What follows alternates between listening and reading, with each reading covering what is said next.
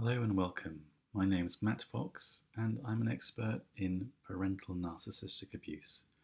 I help anyone who's had the difficulty and emotional roller coaster of being parented by someone on the narcissistic spectrum recover their self-esteem, their self-confidence, and to help them really live the life they want, have the relationships they want, the work relationships they want, and to live a life less on the outside and with deeper fulfillment. So today I'm going to be talking about anxiety and the impact of being parented by someone on the narcissistic spectrum on your levels of anxiety. Pretty much everyone who's had the experience of being parented by someone on the narcissistic spectrum ends up with some form of anxiety. And anxiety, if you know that feeling, is really the fear of something that's going to happen in the future. It's the anticipation of something that's going to happen in the future. It can feel very much like a circular thought process that you're always worrying, or it can feel like a deep seated feeling within your body. Your body clenches tight as it fears and anticipates something bad happening. And of course, you might be wondering, well, why is it if you've been parented by someone who's rather narcissistic that you have more of this anxiety perhaps than other people that you may know? Well, there's lots of reasons, and let's start with the first one, which is about unpredictability. When you grew up with a narcissistic parent, it's highly likely that you grew up in an unpredictable environment. There were times when that parent might have been very loving, true to you, but there would have been plenty of times when the opposite was true, when life could only be on their terms, where you had to adapt yourself to find yourself shaping to whatever their will and needs were. And that unpredictability would be a massive reason for starting to feel anxious throughout your childhood, and then later that carries on into adulthood. With that unpredictability comes feeling unsafe. When you can't be sure about a parent's moods or how they're going to respond to you, you might start to feel quite unsafe. And with that, you might start to feel unsure. So there's unpredictability, you feel unsafe and you feel unsure. And then any unusual behaviour also can set you off into feelings of anxiety. When you experience that anxiety on a long-term basis, it leaves you in high alert. Your body starts to defend itself in anticipation of all the issues and confrontations and disappointments and emotional hurts that might come. And you carry that right through into your adulthood. So having learned to be very watchful as a child for what might be happening, you start to bring that on into your adult life, and it's very hard to shake it off. So for somebody who's been parented by someone on the narcissistic spectrum, a narcissistic mother or father, it's very likely that they will experience anxiety in many areas of life, wherever they feel unsafe, unsure, uncertain, and there's a sort of an instability in the environment. And the thing is, this can translate even into situations which are safe, but the habit of feeling unsafe is very hard to shake off. So one of the biggest impacts then of feeling unsafe is that it becomes very hard to trust.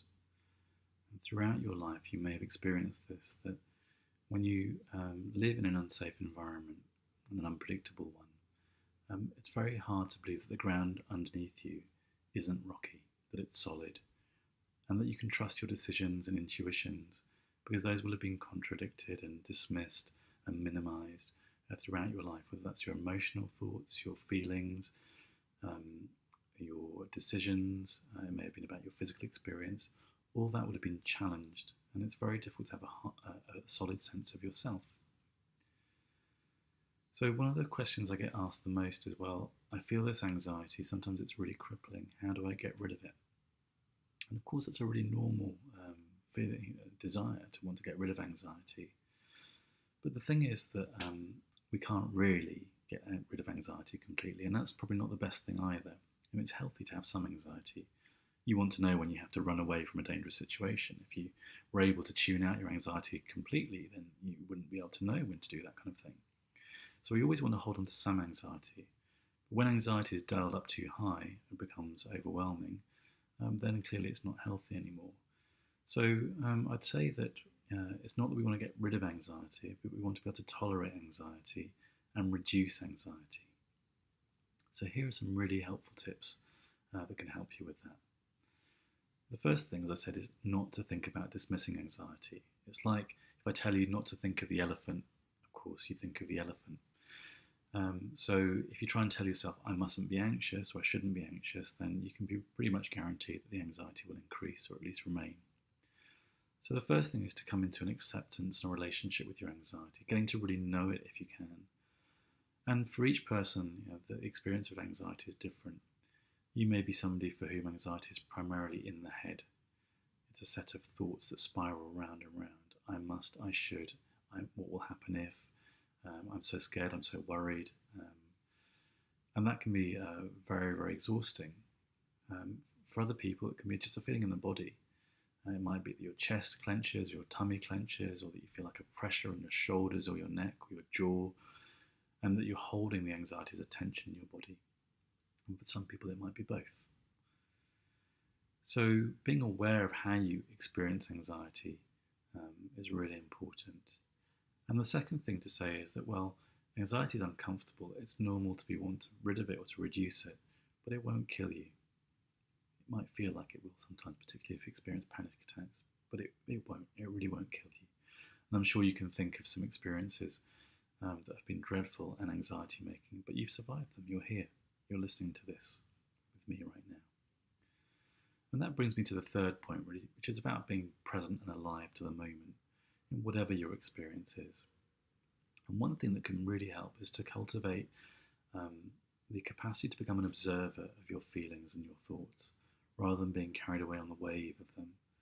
So something I do with my clients very often, which is a very simple but effective technique, is to have them close their eyes, and you might want to do this now as well. Just close your eyes, settle into your breathing, and just imagine yourself on a beach, watching the ocean, and just imagining that the ocean is your anxiety.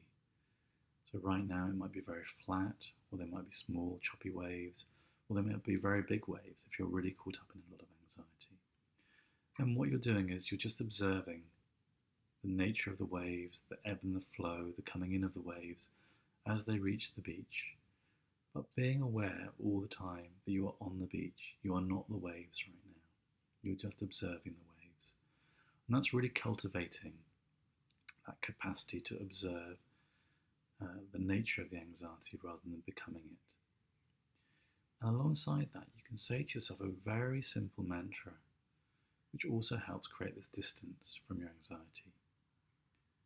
And the mantra is this: I have my anxiety, and I'm more than my anxiety. I have my anxiety, and I'm more than my anxiety. And just saying this to yourself over and over again will just help create a little bit of that distance between you and the anxiety. And really what we're moving towards with this exercise is not the avoidance of anxiety, but the embracing of it in some sense. And I don't mean that you should be looking necessarily just to accept your anxiety for what it is, because that's kind of saying that there isn't capacity for change, and of course there is. But this first step of coming into a relationship with your anxiety can open up the door to a significant shift. And that shift is not being the anxiety, but observing the anxiety. So really that's the main thing I wanted to say about anxiety in relation to narcissistic abuse. Firstly, just to say it's normal, it's common, it's pervasive. Many people experience anxiety, but it's particularly common in people who've experienced narcissistic abuse, and particularly from parental narcissistic abuse. So I just want to normalise it and say you're not bizarre or weird or unusual in having that experience of anxiety. It's very, very normal. And I've done something to try and explain why it comes about. And I've focused on the idea of unpredictability and feeling unsafe and unsure, and if unusual things happen, and that can leave you to feeling like it's hard to trust, and that the ground isn't safe underneath you. And the step to finding a way forward is really coming into a relationship with your anxiety, so you understand how you experience it, both in your thoughts and your body, And then to perform that very simple exercise of distancing yourself. So you can imagine yourself on the beach, watching the waves of anxiety without becoming the waves. So that's it from this little blog entry, or vlog is it, about anxiety and parental narcissistic abuse. And I hope to bring you some more in the future. But in the meantime, do check out my website at www.mattdfox.com, and you can subscribe either here to my videos or to my articles on my website. See you soon. Thanks.